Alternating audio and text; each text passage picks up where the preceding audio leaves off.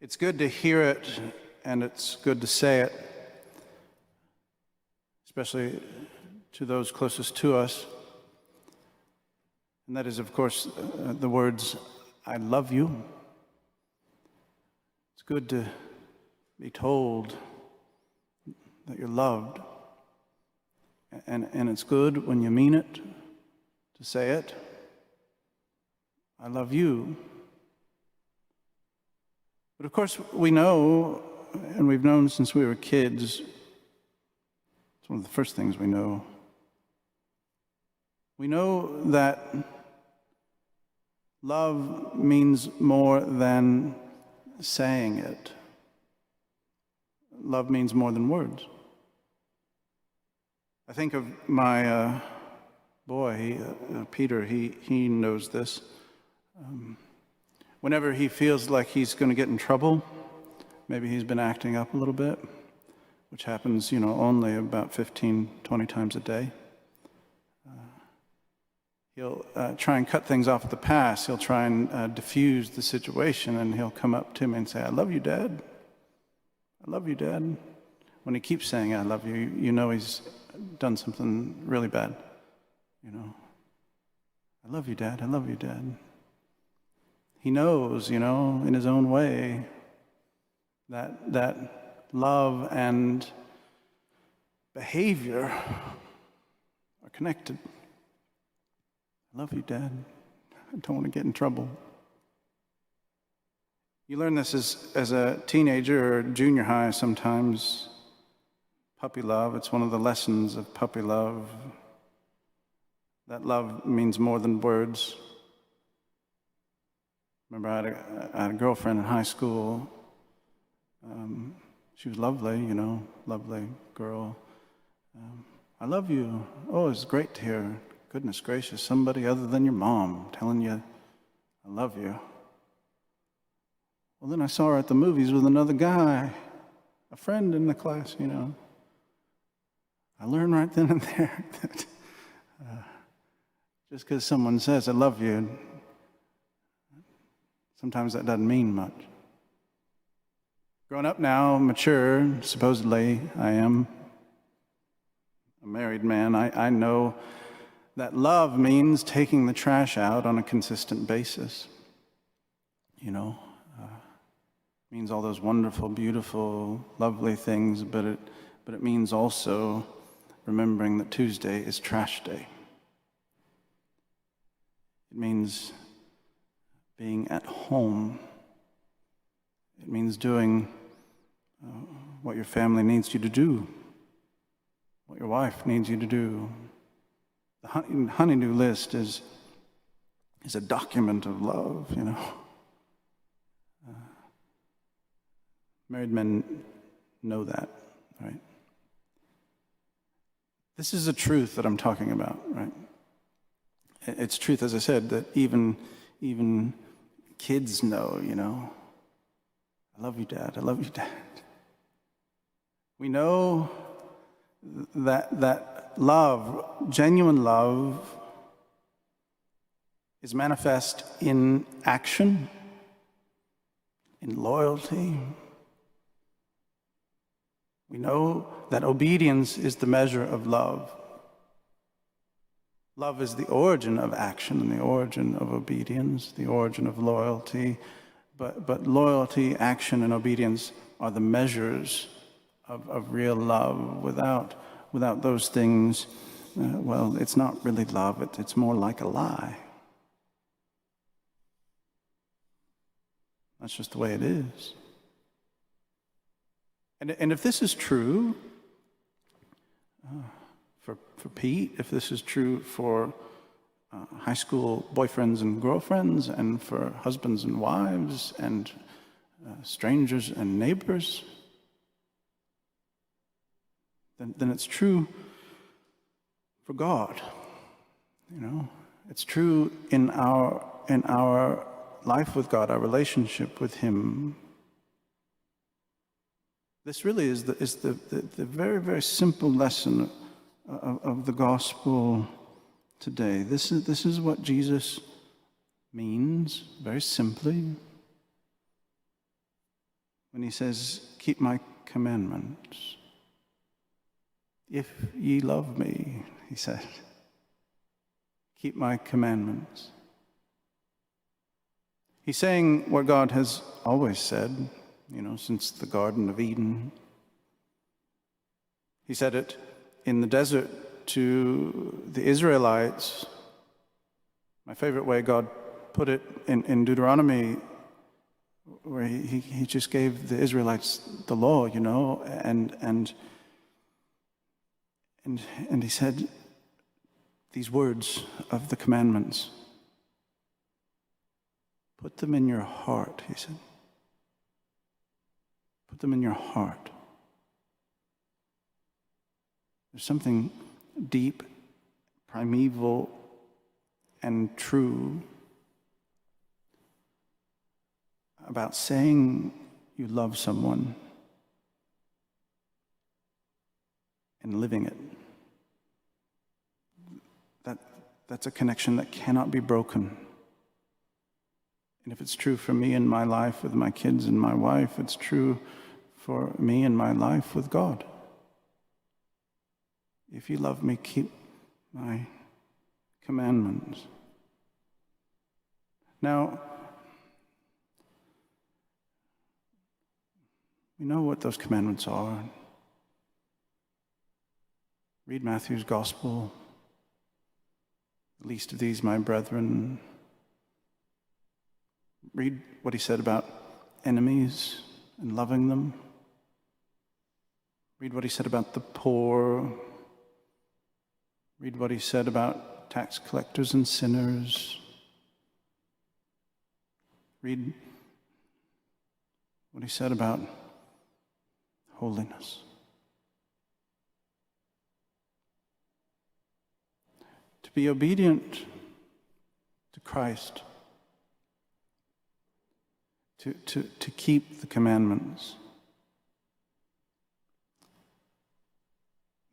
that is the necessary step for each soul.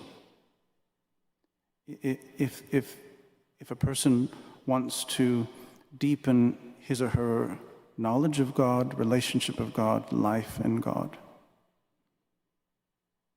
that is how you get to know God more deeply, more truly, more genuinely, how you get to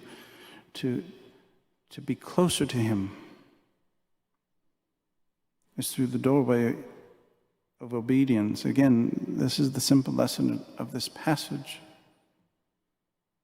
Jesus talks about loving Him and keeping His commandments, and then what does He talk about? He talks about seeing Him. I'll not leave you orphans, He said. He talks about the Comforter, the Spirit of truth. He talks about the Father. He talks about the Trinity, to be theological. When we give God our loyalty, our obedience, our action as a manifestation of our love for Him, then we see God more. We know Him more. He becomes more real. That's why Jesus uses the image about seeing, You see Him. You will see Him. But first, obedient love. You can't see without that. It is the reason, to be honest, why a lot of us don't see God and wonder where He went sometimes. That's just the brutal truth of it. Again, this is a truth which is true in almost all areas of life. Again, speaking about marriage and family life, some of you will know what I mean. There is a joy that comes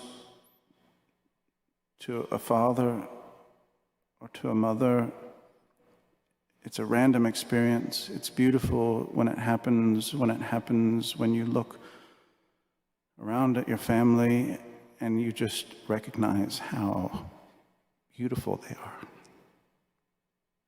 You know, how beautiful your wife is, how beautiful your kids are. You have this experience of the joy of the family.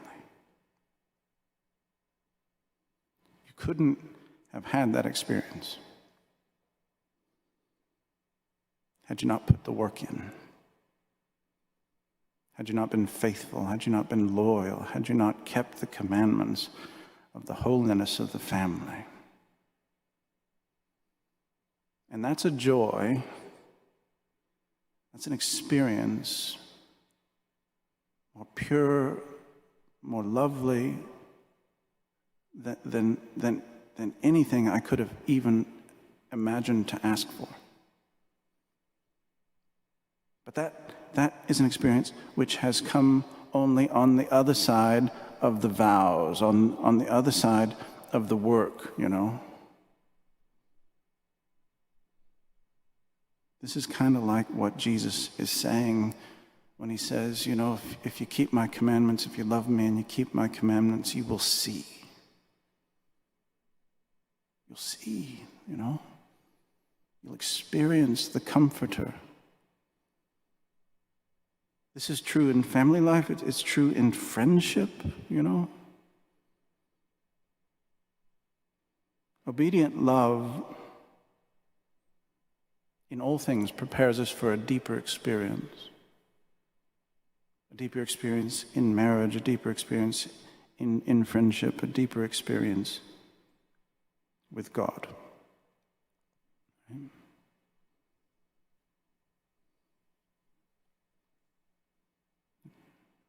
so the question is, of course, what's your experience?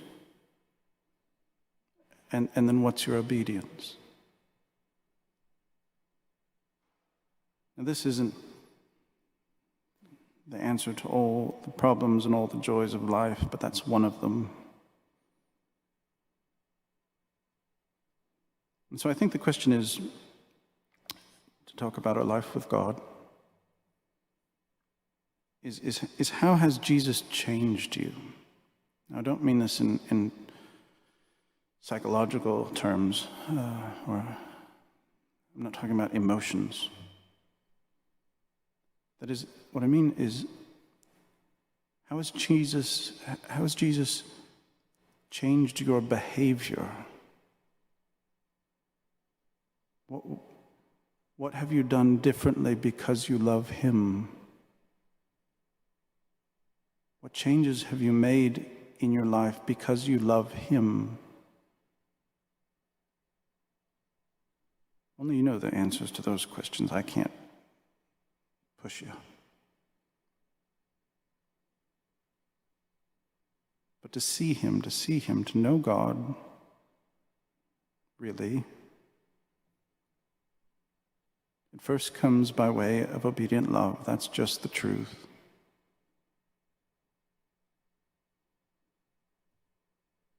One last thing.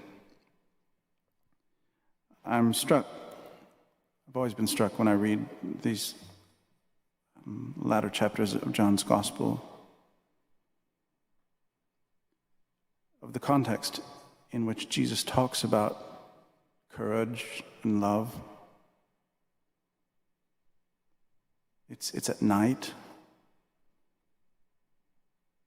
These words that Jesus has said to us today were said just a few moments after Judas walked out the door. Right?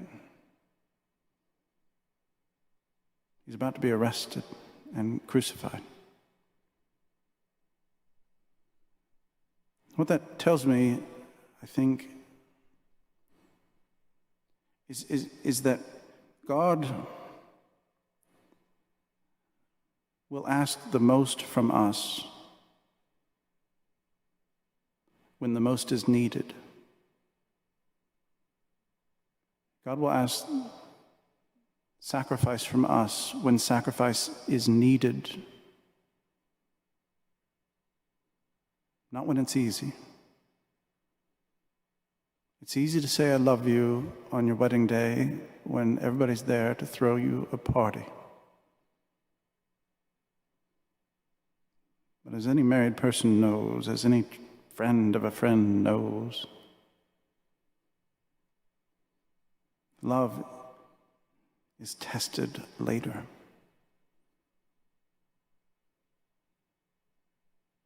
And so how much do you love God when sometimes God's nowhere to be found?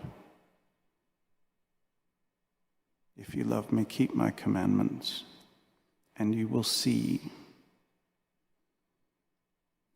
That's Christianity. Amen.